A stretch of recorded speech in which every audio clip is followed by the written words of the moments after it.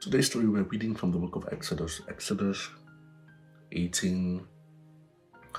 So we'll start from 5. You remember that part of the Bible where Moses and the people of Israel, when they parted the Red Sea and they walked past the Red Sea, that testimony on its own is and always been a big deal. You know how you feel when God does something very big for you and you have to share the story with everyone who understands the story.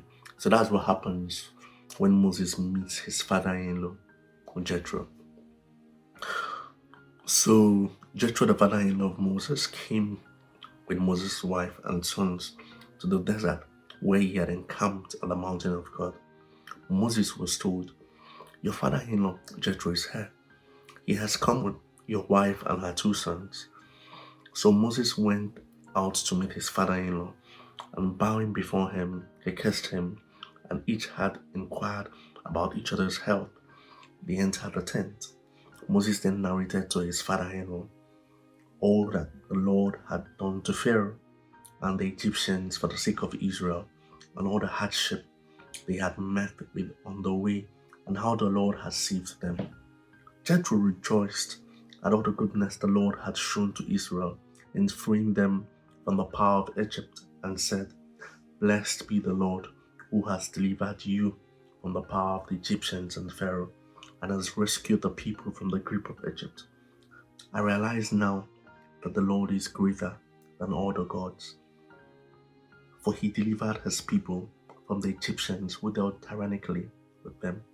Then Jethro brought a burnt offering and other sacrifices to offer to God, and Aaron came with all the elders of Israel to share this meal with Moses' father-in-law in the presence of God.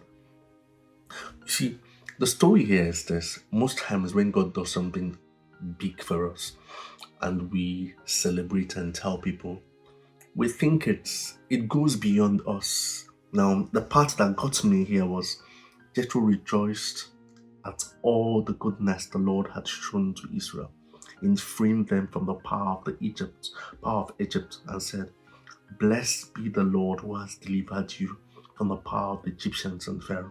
Now let me come down here. I now realize that the Lord is greater than all the gods, for he delivered his people from the Egyptians who dealt tyrannically with them.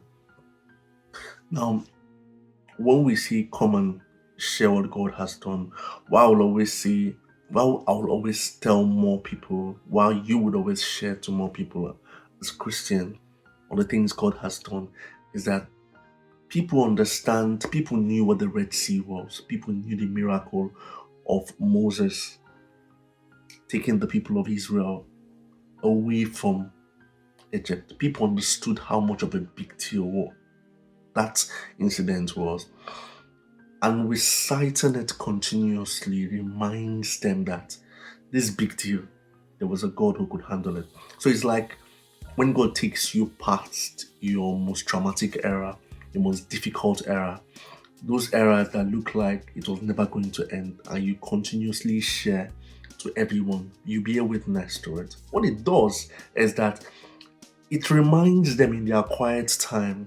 Now, for Jethro, Moses' father-in-law, he had to reaffirm God. He had to come. And in the past, when people come together to celebrate on what God has done, it reminds them that He's a supreme God. So as God's children, it is mandatory we continuously recount the things God has done, the mountains, the rivers He has helped us cross, to believers, to non-believers, to everyone, because they're the ones that understand what this process was. They understand what it was for us, and it will always remind them of who God is. And that's a better way to pass on the message of how God has saved you. So today is Sunday. I hope you share the good things God has done. You continuously share it. You never get tired of sharing it, because that's how the supremacy of God and the memory is etched in our mind. I'm waiting for you today. My name is Charles. Happy Sunday. Cheers. I read from the Good News Bible. I'm waiting for you.